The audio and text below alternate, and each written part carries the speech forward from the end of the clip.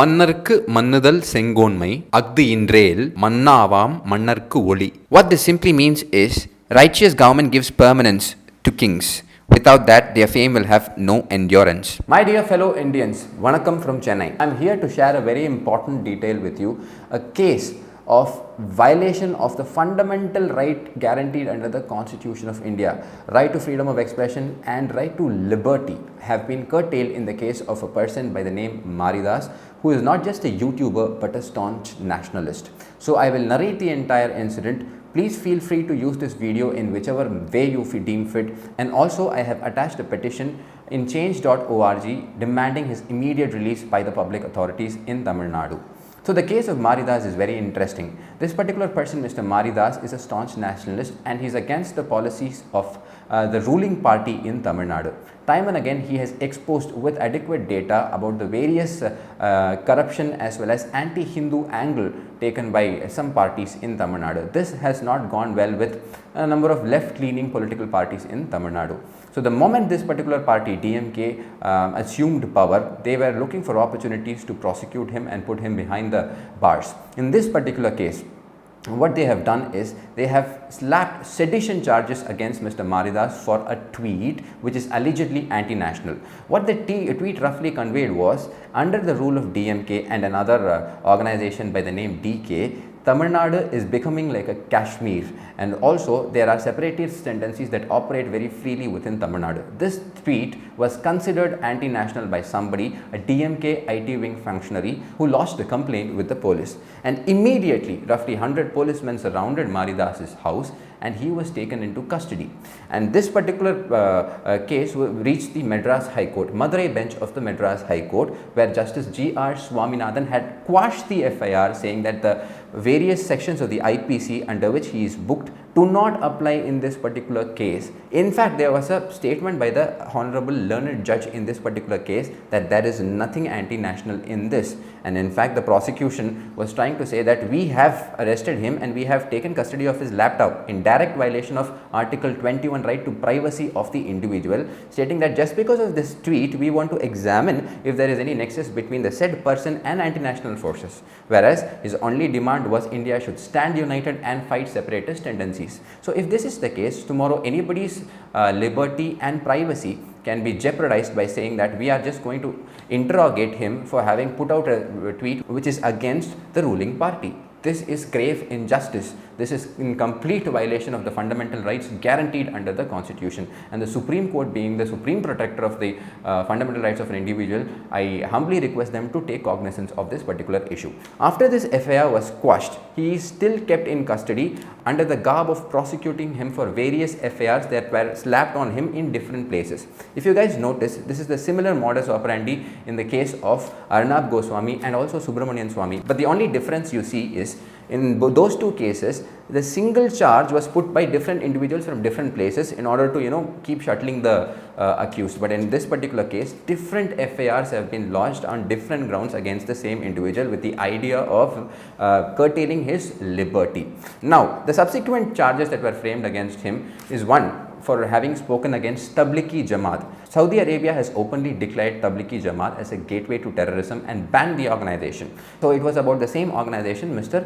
Maridhas had put out a video. So some Muslim organizations and some Islamic individual had slapped a case against him. Now they are invoking that FIR and trying to frame charges against him and take him to the court just because he is in custody. And none of the rights of this particular individual in prison have been guaranteed. I say so because in other two cases that are slapped against him, in one case it is for having spoken allegedly against a farmer organization that is protesting in Tamil Nadu. In another case, it is about a fake email which he quoted in his video. But who sent the mail and what was the intention behind the mail must be the line of investigation, which is completely neglected, and they want to frame him for forgery cases. So all these cases are foisted on him, and he is being shuttled from one prison to another prison under the guise of taking him in front of a judicial magistrate. When this is happening, we should all clearly clearly remember that Supreme Court even recently reiterated that bail is the norm and jail is the exception. You can't keep people behind prisons for no reason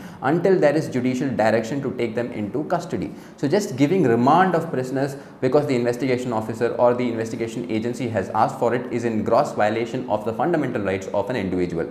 This is being completely sidelined. This principle of jurisprudence has been completely sidelined in the case of Maridhas. So what they are doing right now is waking him up at 3 o'clock in the morning and asking him to get ready, which is again in violation of the prison manual, prison guidelines, rights of a prisoner given under CRPC. They ask him to wake up so early, not letting him sleep, keeping him in constant travel, transporting him from Theni to Madurai, Madurai to Chennai, Chennai back to Theni, and so on and so forth, thereby jeopardizing his health. And for what reason? Just because he had spoken against the ruling party. And in fact, when sedition charges 124A was slapped on him, it was a criticism against the policies of the DMK and not the state. 124A applies only when you have a tendency of violent overthrow of the government established by law, but no such thing has happened in this particular case. So I humbly request the nationalist audience as well as audience across the globe to look into this issue. If any individual can be subjected to this kind of a treatment by a democratically elected government for just having voiced his views against the government in a very decent and parliamentary manner, there is nothing unparliamentary about whatever he has said. But in Tamil Nadu, there have been a number of tweets which have been unparliamentary, demeaning the authority of the courts, demeaning the Prime Minister, and very derogatory comments about the Home Minister and so on and so forth, and nothing has been done. But this particular case is selectively being taken by the Tamil Nadu government in order to put him behind the bars. This is not just one case. Ever since the DMK party has been elected in the recent 2021 elections, a number of people have been booked under Gundas Act for their comments in online forums, which includes Facebook or Twitter or any other forums. For example, there is one person by the name Kishore Keswami who is under Gundas Act for his alleged comments against the government or against the patriarchs who were once a part of the DMK, namely Shri Annadurai and Shri Kalaignar. He had put some defamatory comments about them, and he is languishing behind the bars for the last 6 months under Gundas Act. Tamil Nadu is the only state where Cyber Gundas Act is being used. That is, for any tweet that you put out, for any Facebook that you post that you put out, they are being prosecuted if it is against the interest of the government. On the other side, there have been a number of functionaries of the DMK IT wing who have posted really vulgar comments about women from other parties. For example, there is one person who had posted vulgar comments about Gayatri Raghuraman, who is actually a BJP functionary, and posted things in a very obscene way, but those people were at best reprimanded. There is also another YouTube channel by the name Plip Plip, where he constantly uses derogatory comments, derogatory words, and considers it as a source of entertainment for his viewers, and there is nothing that the government has done, but instead they have taken photos with the ruling Chief Minister of Tamil Nadu. So this is the state of affairs in Tamil Nadu, which is a very pitiable state of affairs, and it needs to be condemned and set right immediately, else this tendency will lead to fascism. And in fact, the irony here is most of the flag bearers of DMK ideology in Tamil Nadu blame the central government for being fascist. But who is being fascist here? I let the learned audience make the decision. So I humbly urge all the viewers who get to see this video, share it the way you want. You want to download it and upload it in your channel, please do it. There will be no copyright infringement in this particular English video of mine. Please go ahead and share the petition. The petition is very important because it has to reach the eyes and ears of the lawmakers. It has to reach the eyes and ears of all the influencers who stand for right to freedom of expression and liberty of an individual. With this, I submit my case and I hope and pray that justice prevails. Vanakkam, Vande Mataram, Bharat Mata Ki Jai, Jai Hind.